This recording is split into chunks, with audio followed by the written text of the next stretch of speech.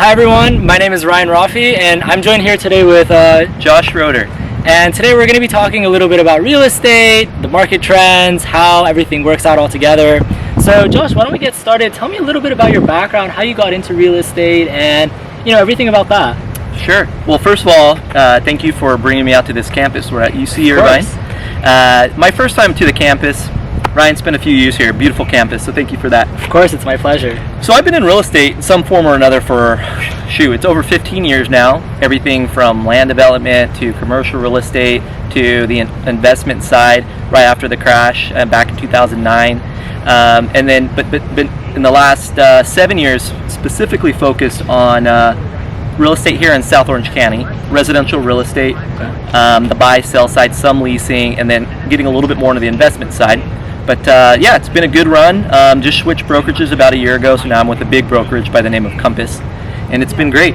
Awesome, Yeah. I'm really glad to hear. So, being that you are now more on the residential side, what differences do you see in comparison to commercial real estate versus what you're in now? Oh man, it's such a loaded question. I can go on for hours. I try. But I swear I'll keep it under 30 seconds on this one. So, commercial real estate really is, there's a big focus on numbers. It's you're working with CEOs, CFOs, and the numbers need to work. And so, Josh, here are the numbers to make it work. Otherwise, we'll go look at a different location, etc. Residential is neat. It's so dynamic. I mean, every day is different. It's very emotionally driven, especially if it's a primary or someone's second or third home, because they want something specific. It's neat. A lot of my clients are CEOs, CFOs, and doctors and lawyers, which is similar to people who I worked with back in the commercial world. But the significant others tend to get a little bit more involved, and they get a lot of emotions in it. And but again, it makes it very interesting. We like to say it's more sexy too. Commercial, nothing sexy about commercial, unless you sell a $300 million high-rise. I mean, that is what you're selling, yeah. To me, that's sexy. Of course, that makes sense. Now, I have a question for you, Josh. Being that, we are at UC Irvine, you kind of sparked this conversation as well. I'm a little bit younger, as you can tell, and there are a lot of first-time home buyers out there. Right. So what advice do you have out there for these first-time buyers who aren't really aware with real estate, what it has to offer, and, the markets and all that comes with it? Sure. So we are in Orange County, so there's a whole layer of potential hurdles for people in Orange County. I mean, the number one is affordability. But I'm still seeing a lot of young people get involved in real estate, whether they've saved their money or they've gotten a gift from their folks to put down the down payment. But the number one thing I would say is not to overthink it. There's so many ways, and this could be a whole nother video. Sure. Many ways to buy real estate. And briefly, I mean, we're here again on a campus. I guess 2 years at Irvine and then 2 years at USC. Yeah. But not a lot of people, but what I try to encourage younger people to do that are in college is to just do what you can. Ask your folks if you have to help get into a house. It doesn't need to be anything fancy, and then do something called house hacking. Essentially, real quick, what that is Ryan was able to save some money. Folks helped him out a little bit, bought a 4-bedroom house, not the nicest part of Orange County, but it's here. And he has his own place, and he's able to have 3 other roommates rent, or maybe even 4. Would you rent the garage out? Maybe. Depends on how broke we are. But let someone sleep on the couch. But that way he has 4 or 5 different people paying him rent, and either he might cash flow, meaning he might make a little bit of money after paying all his mortgage and insurance and everything, or heck, maybe you just get your mortgage paid for, and you're gaining appreciation. You have your friends that are happy that you're letting them rent a room, and that's a win-win. So in short, I would just say again, there's so many ways to invest in real estate. You don't have to overthink it, but it's essentially awesome. Long short of it. Awesome, thanks for sharing that. Yeah. And one more question that I really have is, especially with what we're seeing in the market today, the economy and all that, do you see this as being more of a buyer's market or a seller's market? And if you're on the opposite side, what do you do then? Right. Well, anyone that's following real estate at all, they understand that there's something going on. There's turbulent waters. It's actually always a good time to be in real estate. Whether the market's going up, the market's going down, you're buyer, seller, you just got to buy right. But that being said, right now it really is a seller's market. And if you just look at the data, there's just not enough homes for sale, and there's a lot of buyers. Supply, demand, economics 101. So it's been that way. It's been a strong seller's market for right after COVID. Prior to that, we saw a little bit of a balanced market, but for over, I don't know, close to 10 years now, it's been somewhat of a seller's market. Okay. Now, that being said, my projection, let me shake the crystal ball here, I see another year of this, another year of seller's market, appreciation, and that's completely due to the demand and the lack of supply of homes for sale. But more equally important is the interest rates being so low.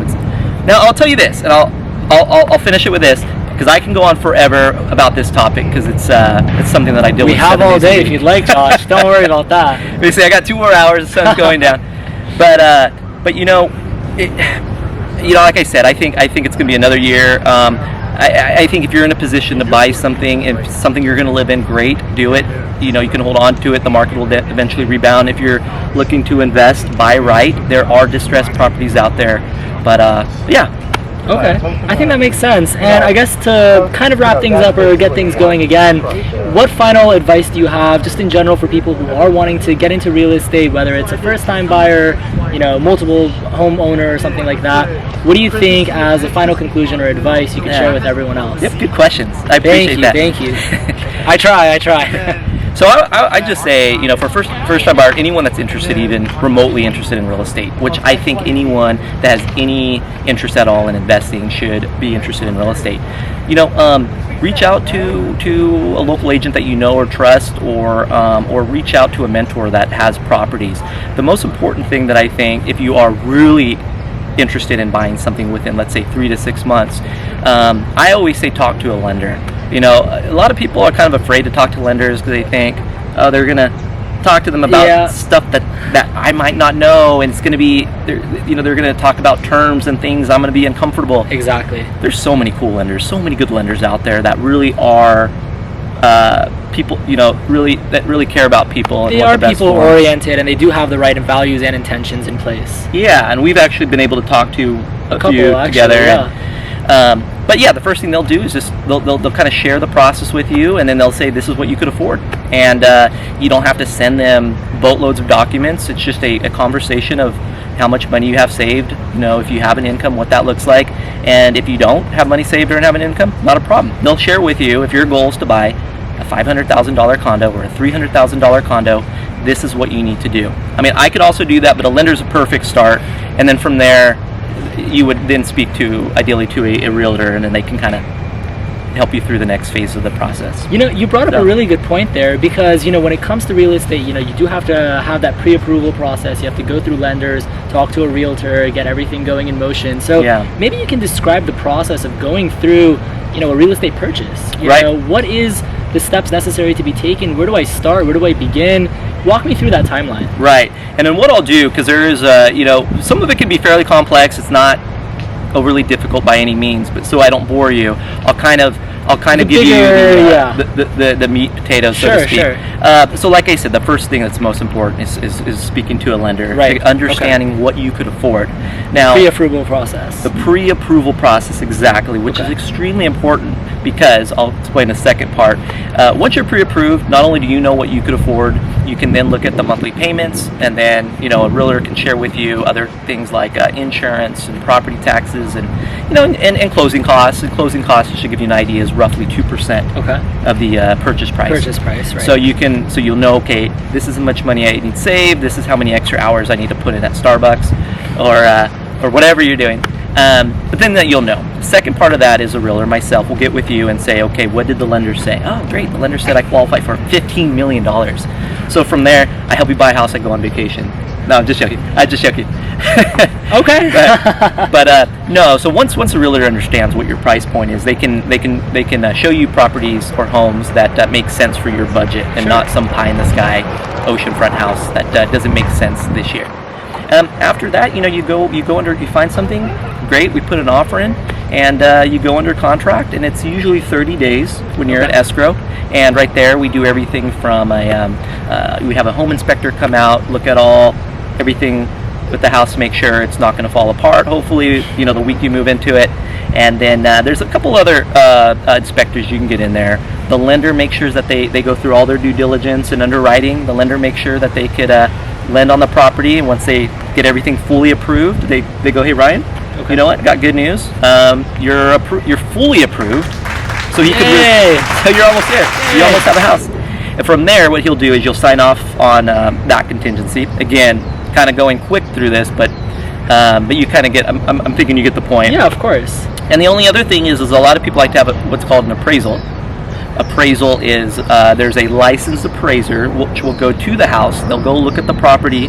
They'll then compare other homes that have sold that are similar to within that market, that house, that market. Okay. From there, they'll assign a value, and usually the value tends to line up with what you purchase a house for, which it's under contract for. Right. From there, they say, great.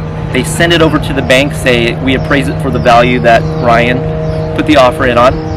Then everyone's happy. We sign off on that appraisal, we sign off, and we're almost done. From there, Escrow does a few other odds and ends I don't want to bore you with. Then they'll call you and say the appraisal came in at value, whatever you submitted the offer in. Okay. And it's good. You sign off on contingencies, and from there, you wait a few days, and you get the call that you have a part of the American dream, which is you own a piece of dirt, you own a house, which is awesome.